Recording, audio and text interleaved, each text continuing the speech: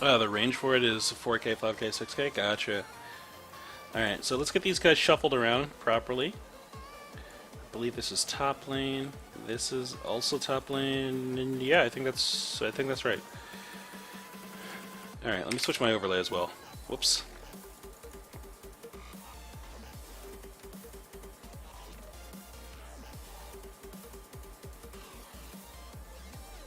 Alright, so slight pause in the beginning, like Gunbreaker said, so he's just getting reconnected. Once he is in, we'll be all set to go. We will be golden. While we are waiting for this, I can prep a quick overlay change so Tannen has a spot when he joins in a couple hours.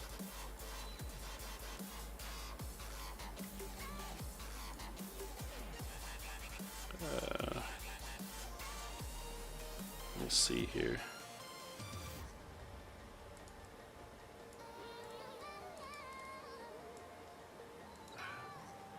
There we go. Had it minimized too much.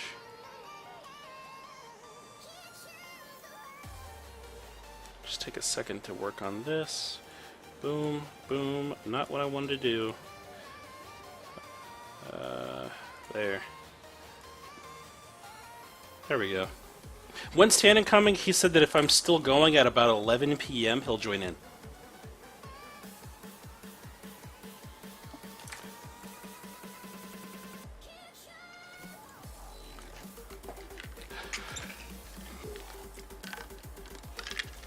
It's taken a little bit longer to get the game rolling, the first game going. It always does, but should be fine once we've got the ball rolling.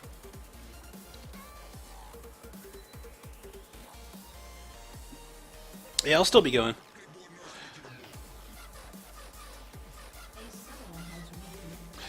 Alright, so Ninebreaker's reconnected into the game. Oh, jeez. Got so many messages on my phone, too.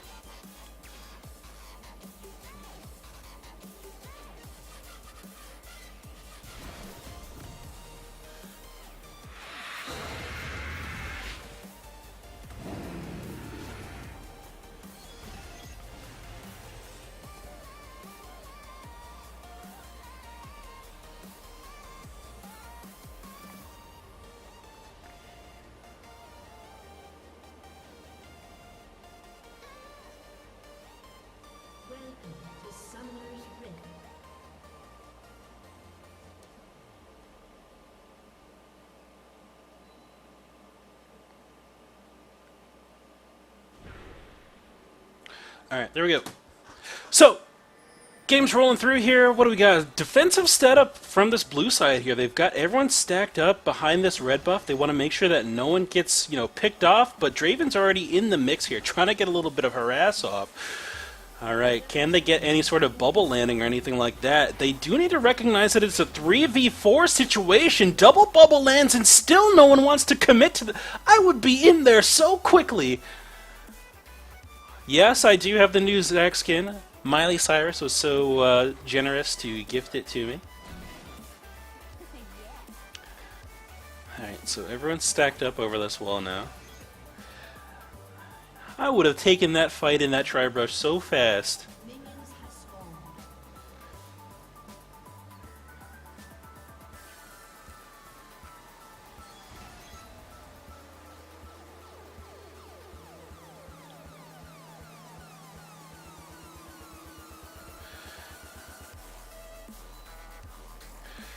Alright, so, back to normality here. Back to normality. Both junglers starting on the bottom side of the map so they can get that double strong leash from their ADC and support combo. Rek'Sai going to clear that out just fine. It looks like I actually mismatched these guys. It's going to be Kayle mid lane along with Malzahar in the top lane. Malzahar versus Trundle, I'm not sure how that's going to work out. Trundle does have a flask though, so he should be able to survive just fine for a long duration and get that magic resist or lifesteal that he needs to stay alive. I'd probably prefer the magic resist considering there's not going to be much he can do during a Nether Grasp to heal back up. So The key item to have there will be the Spectre's Cowl.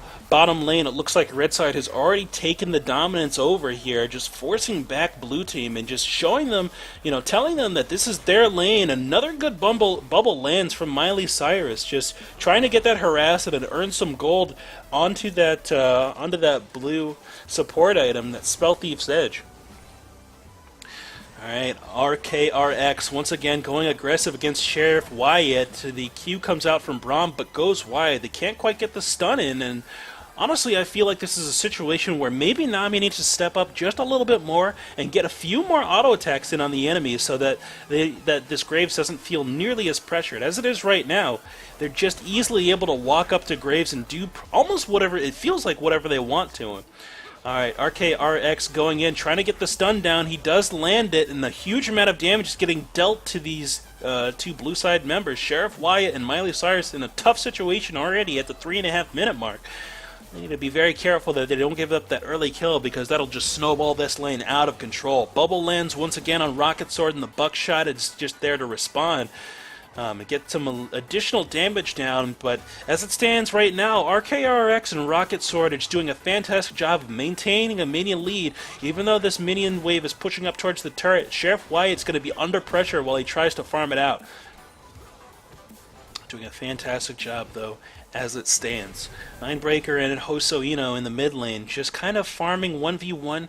Ninebreaker does have a slight lead once again due to that minion positioning. Ping goes out on the top side of the map that Warwick has been spotted heading towards the top lane, so it's up to Forensic Science to be a little bit more careful. Dark Crimson Blade catches him out in the river, and he's got more early strength right now. Bakuna Matata's just got no mana to really work with here.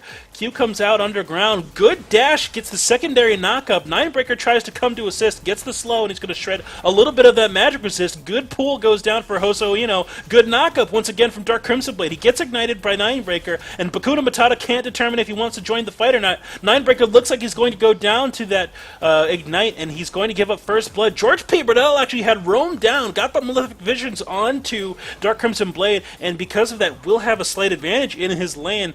I don't think he even had to burn anything but his flash there. That's right. He still's got the TP, and he's going to be able to be perfectly fine in this lane. He's going to be happy to take that lead.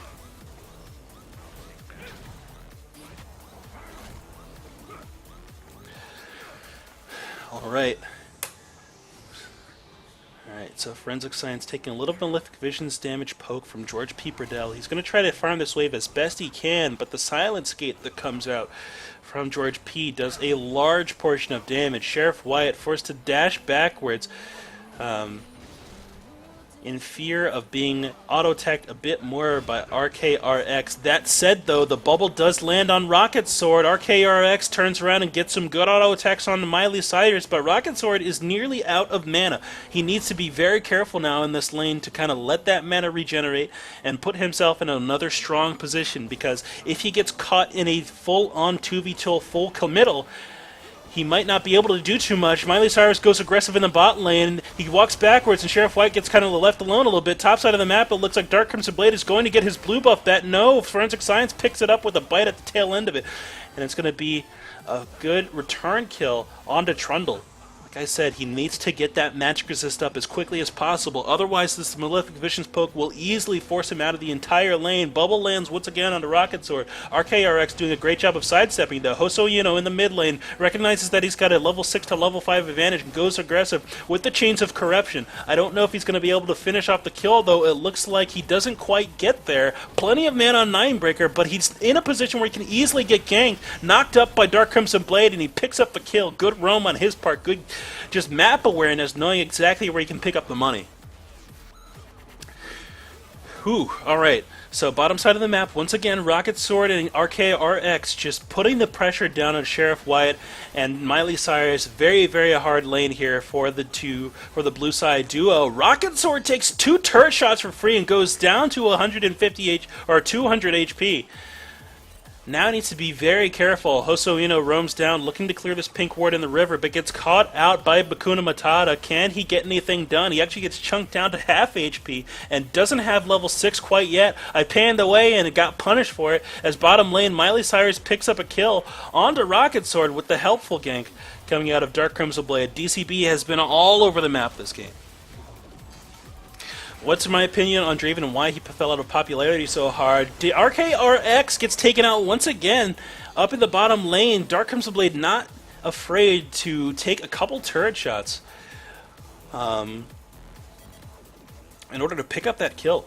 So well played on his part. What's my opinion on Draven and why he fell out of the meta game so hard? I honestly believe it's because he's so position oriented, and because the tank meta is so prevalent right now, he can't be in a situation where he gets denied any sort of auto attacks. Otherwise, the tanks will not go down, and it'll just be a losing team fight all around. That's why Kallista's so popular. That's why Jinx is so popular, because they have these mechanics where if they get a kill or if they're peeled for even for a little bit, they can either get a lot of damage out or kite for a very long time.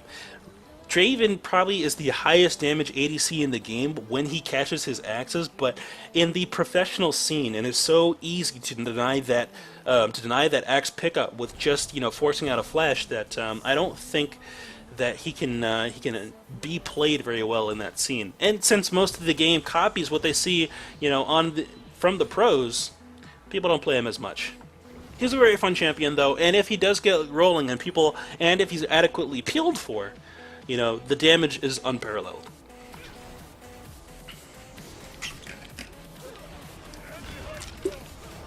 Bubble goes down, but it misses. Rocket Sword puts up the wall.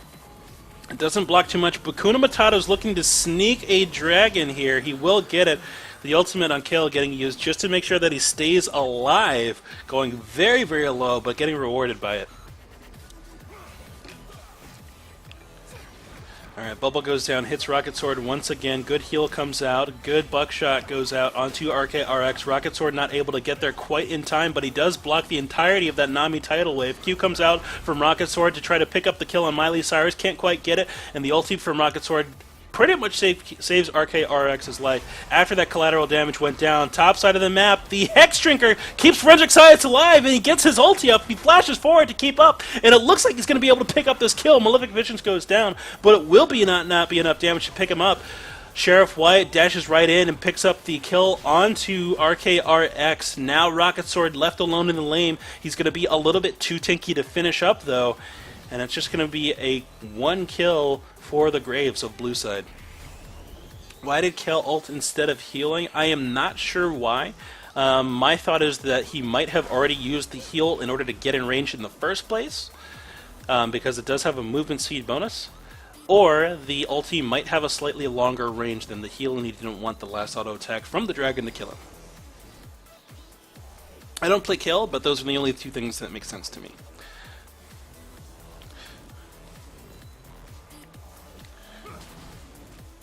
Alright, so right now, Blue in a commanding lead over the game, sitting up about 3k over red side, 7 kills to 1, no turrets taken on the map yet, and 1 dragon in favor of red side, though. That early dragon take doesn't mean as much as it used to in the past, so not a huge win for them on that first dragon, but it is something for them to play around.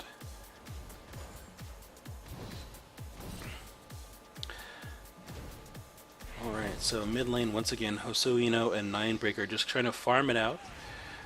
Uh-oh, George Peeperdell looking to get damage down on Forensic Science. He does get a good amount of chunking done. Ulti goes down to George P. He doesn't have his Nether Grasp buck quite yet. He is going to be able to just throw down a little bit of damage in return. Forensic Science goes slightly too deep and might get punished for it. Hex Drinker popped. No ulti to be seen for Forensic, and he's getting chased down by those little voidlings. He's got to be very careful now, because George Peeperdell can stay at range. He's got no flash to really catch up with. Ninebreaker finds Dark Crimson Blade trying to take his red buff away, and might die here. His ulti is up, though. Flash out is going to save. No! Doesn't save his life. Good flash coming out of DCB. Gets the knock-up onto the passive from the tunnel. And it looks like now George P is going to show up. He's at low health, though, and it looks like with a little bit of aid from the red buff, the Nether Grasp will kill DCB. Finally, the punish comes out for that invade. Once again, another good buckshot comes out of Sheriff Wyatt onto RKRX. Good knock-up comes out of Miley Cyrus. It looks like they're going to go fully aggressive. Good bubble lands onto Draven as well. Forensic Giant shows up in the fight, gets a bite down onto Rocket Sword, and it's going to be the pillar slow that forces him to flash out here. Can they clean the kill? One last auto attack does the job. Top side of the map, Bakuna Matata in a little bit of a spat with Hosoino and Dark Crimson Blade. DCB shows up from the Baron Pit. Ignite goes down from Hosoino, but it's going to be the auto attack that picks up the kill from Dark Crimson Blade there. He's doing so much damage with this Warrior Enchant, and it looks like he wants to go for either a Black Cleaver or a Trinity Force as his next item. I imagine it's going to be the Black Cleaver, because that cooldown reduction when paired up for with Warrior is very, very strong. RKRX is going very aggressive, trying to get this kill on Miley Cyrus, can't quite find it, and is forced to flash out. George P. Bradell shows up off of a TP, but can't quite get in range for any sort of damage, has no Nether Grasp to work with. He just wants to get the Malefic Visions, and he couldn't quite get in range for it. Good dodging by Miley Cyrus, and a very, very well-placed flash. Ninebreaker finds the slow on a Miley Cyrus, picks up the kill there. Sheriff Wyatt forced to just dash out of that situation, and then recall to base. Red team might be able to get some real good damage down on this turret. Dark Crimson Blade coming in from the side, gets a double knock-up on a George P. Bradell and Rocket Sword, but he's taking on more damage than he bargained for. The amount of magic resist shredding that Kel can do, combined with the Malefic Visions from Malzahar, was just too much and burned him down. Middle lane roam comes down as well, though. It looks like that Hosoino is looking to try to get some defense down on this turret. Can't quite find a way into that wave, though, and is forced to let that tower fall. Top side of the map, Forensic Science is working on his turret. Looks like he's going to be able to knock that one over just perfectly fine. Trundle, once again, one of the best characters in the game for knocking over towers. Just with this innate high AD, high attack speed he can get from the W, and auto attack reset that he can get from that Chomp ability. Red side war doesn't quite make it into the river brush there. Not too much going to be determined off of that, though. It looks like Warwick's trying to bait a fight so he can get that infinite duress down. Knockback from Draven actually prevents the tunnel from Dark Crimson Blade, but it looks like the Chains of Corruption are going to lock him up anyway, but the rest of the team has arrived. Bakuna Matata gets a fantastic infinite duress down onto Dark Crimson Blade. Hosoino kites him back underneath the turret. Bakuna Matata will not die from these turret shots, and Red Team picks up 2 kills to none there. Blue side trying to respond with a turret of their own in the bottom side of the map. It looks like they're going to take it just fine. Sheriff Wyatt and Miley Cyrus, the lockup will land there. Good collateral damage comes out of Graves. Good return knockup lands just on the right target there, knocking Sheriff Wyatt higher in the air, giving him just enough time to get out of that situation. Alright, so Red Team has been able to put a bit of pressure down on the mid lane. They've got that bottom lane turret down as well. Second Dragon has just spawned, so it looks like Dark Crimson Blade is trying to sneak this one out. Nope, the rest of the blue team is here. They really need to help him get this damage down. Forensic Science is joining up here. Can the pillar peel? It can! Good slow and good knockback from that pillar. It's going to put Ninebreaker in a very tough situation. Secondary knockup goes down on Bakuna Matata. 2 kills for Rek'Sai in that exchange, and they're going to turn right back around and start once again on that dragon buff. George P. Bradell and the rest of Red Team just not quick enough to respond to that dragon take. Alright, so Blue Team now on the same board as Red in terms of dragons, and they're going to be even more in a lead right now. I mean, it's the same lead as it was a couple minutes ago, but deeper in the game, so technically it's a smaller lead, but the fact that they also have a dragon under their belt helps close that gap a little bit. They also have this amazing turret-taking ability between the characters of their team. You know, Graves is fantastic at it, Truddle's fantastic at it, and Rek'Sai super underrated at taking turrets with that innate attack speed that's on her ultimate. Alright, so Red Team trying to get a counter push in here, it looks like. 4 of them grouped up in the middle of the map, just trying to force this minion wave back safely, because they don't want anyone to get picked off by any of the knockups or knockbacks of the blue side. Alright, Bubble lands onto George P. Bradell. Rocket Sword Jet dashes forward to try to peel. Good three-man knockup comes out of Dark Crimson Blade. They've got the target in their sights. George P. Bradell gets knocked up by the pillar. Ulted by Kale keeps him alive just a little bit longer, but a good Nami ulti comes crushing through the team to get another round of knockups. That's going to be 4 kills to 0. They did not have their Draven there, and even if he had been there, I don't think it would have made much difference. Just look at the health bars on this blue side as they push forward. Sheriff Wyatt throwing up the mastery symbol there, just showing that he knows what he's doing when it comes to Graves. Alright, Draven continuing his push down in the bottom lane. He knows that there's not much that he can do in order to defend this tower.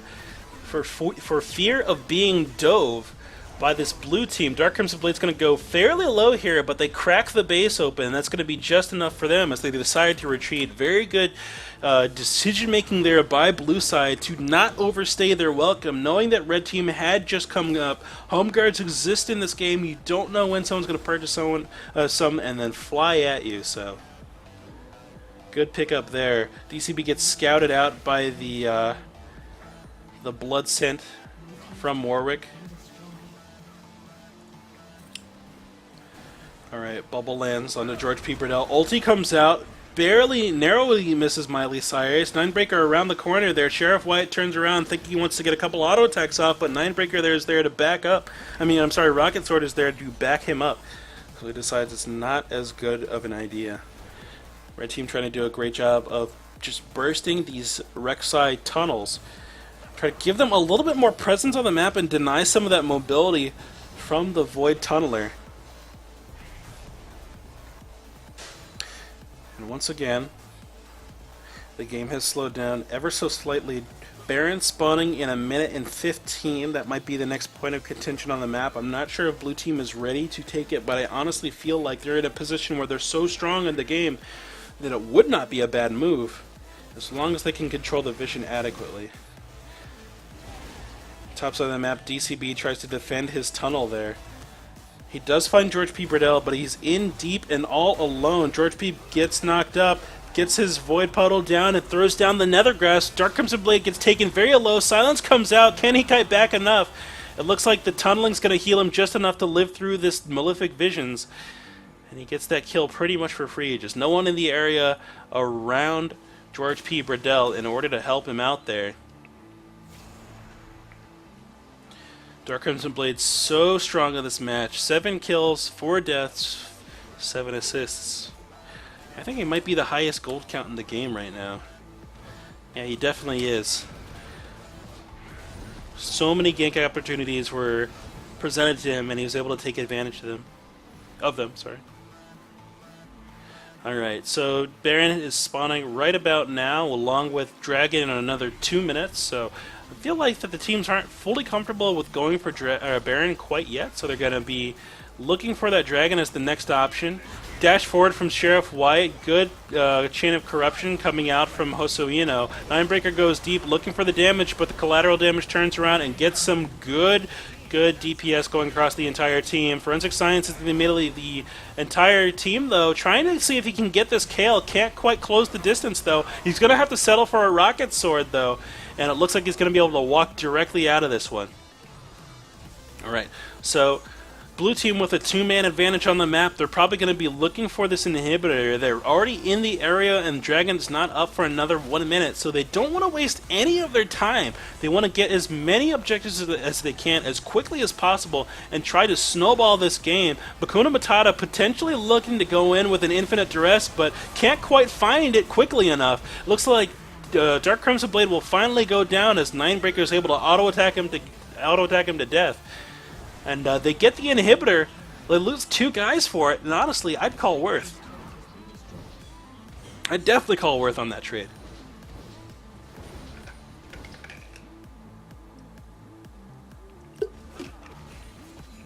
Alright. So, Dragon live in 25 seconds. Blue team knows exactly when it's coming up because they were the last ones to kill it. Not sure if red team had vision of it. They're pinging that it should be soon, so they've got some sort of feeling as to when it's coming back. Looks like a Ninebreaker might be roaming down to try to get some vision on it with a ward. There we go. That ward might be in vision of that pink. Let me take a look here. No, not quite. It's just out of vision. So well placed. Alright. Looks like Miley Cyrus might be getting pinched here. He's going in blind and immediately annihilated there. Must not have been watching his screen. He's just looking over off to the side there. RKRX, Rocket Sword, and Ninebreaker looking to fight under Dark Crimson Blade and Sheriff Wyatt, but the burst damage is too quick. They didn't get the wall up in time to block all of that. George P. Burdell comes into the back of the fight, gets a good silence down, but the Change of Corruption goes through. Once again, a good knock up into George P. Burdell is going to keep him in place there. He throws down the Nethergrass, but it's not going to get the kill. Actually, it does pick up the kill along with that Malefic Visions. Hosoino almost goes down to the jump from the Malefic Visions for a double kill. And it looks like blue team's in a position where they can definitely take this away. Second dragon getting taken here for blue team. Red team does have plenty of vision on it though, so they're going to have the timer for the next time. No guesswork needed for them. And they're going to be able to group up and try to deny that as best they can.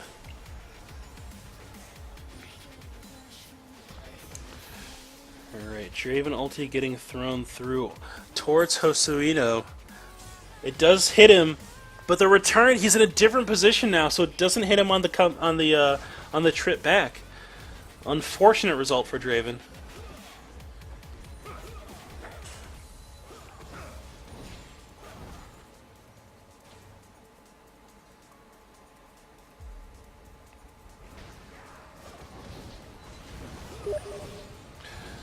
All right.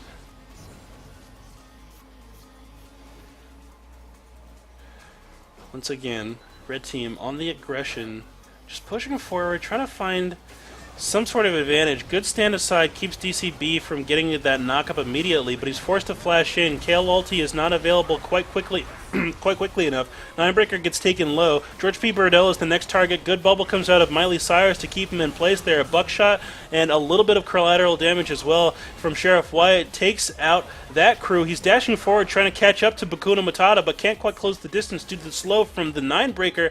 Forensic Science looking to try to close this distance here. Can he get his pillar up in time to get that knockback? Looks like he's not going to quite find it. No, the distance is just enough, and he's able to get in there with the auto attacks.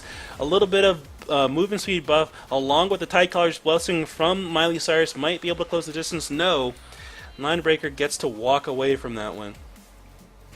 Ping's going down that the blue team wants to force in the bottom lane. Considering they've already got that middle inhibitor down, that's probably going to be the best move for them. Cause this bottom lane pressure to push through, open up the Baron as a potential option once those super minions enter the enemy base, and just keep the pressure across the map really, really pushing through. Alright, silence comes out from George P. Burdell onto Hosoino. Does a little bit of damage, but not too much to really worry about. Rocket Sword is standing up front. He's doing his best he can to be threatening and dissuade any sort of deep engage here.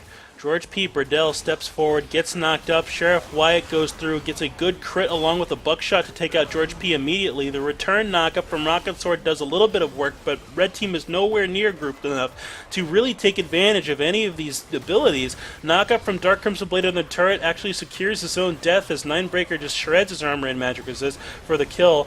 Tidal Wave comes out from Nami to help keep Draven in place, and they pick up that next kill. Ninebreaker the next target in the eyes of blue team, and gets immediately zeroed out by the Graves.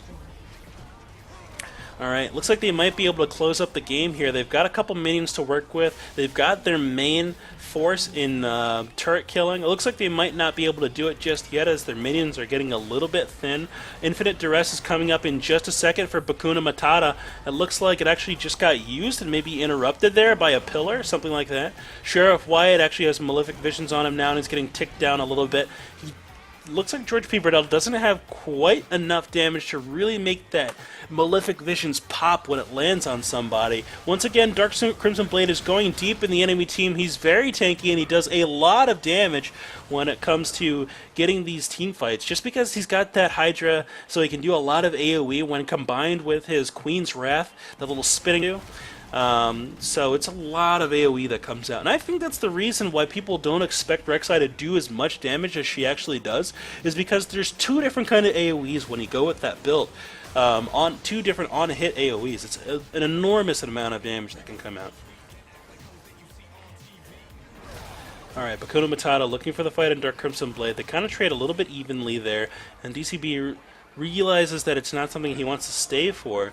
He might want to go and try to snipe these chickens away, though. Goes deep onto Bakuna Matata, and looks like he might be able to pick up this kill there. A couple different heals, and a good ulti comes out of Ninebreaker. DCB still picks up the kill, with a huge amount of burst damage at the end there. Just crazy, crazy damage. Jimmy, we can get you in the next game, bud. Always happy to have you on the stream. Alright, so, yeah, George P. forced a flash out there, walked a little bit too close for comfort, started getting punished immediately by Sheriff Wyatt. Dash forward. Oh, he can't quite get the... Oh, he doesn't have the collateral damage off cooldown, it looks like, actually. Sheriff White's still alive here. He turns around. Malefic Visions goes down on him. Heal comes through from Nami, and it saves his life. RKRX off in the wings. Probably wants to try to find a Whirling Death to throw down at Sheriff White to pick up the kill. Sheriff White walks over a ward. Is he going to go for it? No, I guess he doesn't see him in his position. He's just out of vision of that red side ward.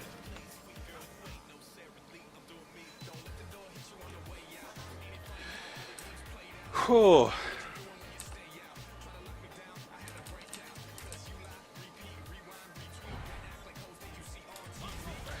Alright, Bakuna Matata and Rocket Sword catching out Hosoino just a little bit here.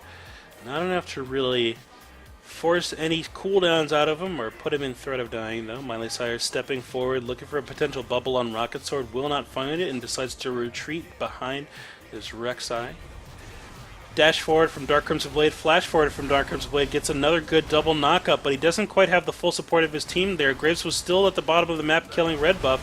Flash forward once again in the middle of the fight from Hosoino, tries to get a good dark binding, a good chains down, doesn't quite land it. Good stun pop from Bakuna Matata onto Dark Crimson Blade, but the collateral damage from Graves just rips through the entire squad. RKRX is trying to get the crits down, can't quite find the auto attacks onto Sheriff Wyatt though, and he looks like he's going to walk away with his life. This Graves build has not even a shred of lifesteal. He's only operating on the little bit of 3% that's coming out of that Doran's Blade, and he's somehow staying alive. I don't know how he's pulling it off, but I guess his just sheer damage output is keeping him just upright. Another red buff steal for blue side there. They've got two inhibitors down, so a lot of map pressure to really work with. And I guess they're going to go for another dragon. Pings are going down, that Trundle wants to take it. Graves looks like he might have other plans, though.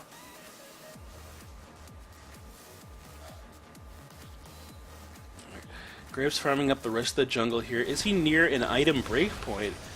He's got about 1600 that he's sitting on right now with an Avarice Blade in pocket, which makes me think he wants to go back to base and pick up a Ghost Blade soon? Why does he have that second Avarice Blade if he's already got the Static Shiv? I guess it's for a Ghost Blade.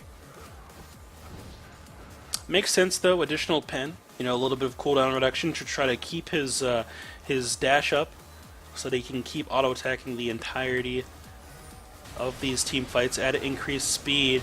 Good bubble lands onto Ninebreaker from Miley Cyrus. DCB is still in the middle of the fight. The ulti had gone down on Bakuna Matata to try to keep him up for a little bit longer. Can't quite get enough done though. RX shows up at the fight. Graves flashes forward looking for a little bit of additional damage. A good chains comes out, a chains of corruption from Hosoino. Sheriff Wyatt shows up. He's got no mana, but he's got all he needs in those auto attacks. And once again shreds the enemy team down with his damage. Would not be surprised to see Sheriff Wyatt topping the DPS charts to champions on the closing stats of this match. Alright. Blue team looking to potentially close the game out here. These turrets should not last long with the Trundle and Graves up and about. Warwick has spawn. He's going to go in and try to get some damage down. He gets bound in place, taken low. Good blocking wall coming out of Rocket Sword. Keeps him alive just a little bit longer. Lasers firing onto Sheriff White, and he's got no mana to really work with, but he's able to get the crits down onto Warwick. George P. Burdell comes flying through with some home guard boots. Pillar goes down for the disengage, and it looks like Red Team's now left to tend to their base in the face of a couple waves of super minions. Graves is strong. He is drunk. Looks like it's storming outside, which I am all for, because that means the air is going to get a bit cooler for me, as my air conditioning still has not been fixed. Homeowners are slacking, man. They are slacking.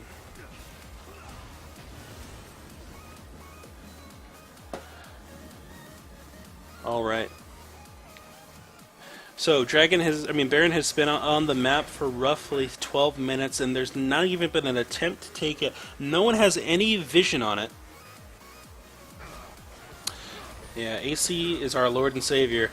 Dash forward from Sheriff White with that Ghost Blade. Doesn't quite get the kill. Rocket Sword is going forward, trying to keep the peel down, but Sheriff White doesn't care who he shoots right now. He will kill whoever's in front of him. He's in that dream position as an ADC. Good Nami ulti gets actually flashed by George P. Burdell. He's going to try to regroup with the rest of his team here, but Sheriff White shows up. Actually, QSS's the silence, and it looks like he's going to get jumped on by Bakuna Matata. Bakuna Matata finally picking him up. Dark Crimson Blade's the next to go down. No one can take out Bakuna Matata through all of his lifesteal. RKRX gets flashed on by Forensic Science. Ninebreaker has no more ulti to really work with. He's just going to try to zoom away out of the fight. But Forensic Science has other plans. He actually gets slowed down. How did he get slowed down there? No, it was the Bork usage coming out of Bakuna Matata that actually kept Ninebreaker alive there.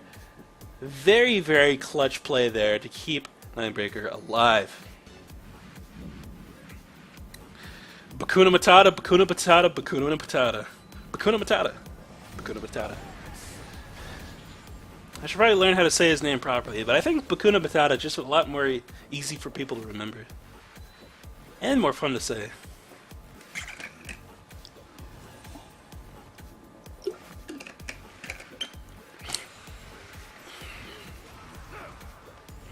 Alright, so farm alarm goes off, and it looks like Rek'Sai is potentially looking for a dragon that is not quite there and not quite spawning yet. Looks like he just wants to regroup with his team. Honestly, if I was blue side, I'd just take advantage of this Baron buff, walk it in top lane, and close the game, because there's no vision there. You've got plenty of tools to use to sweep out that pit as well. And you could take it very, very quickly with the amount of damage output.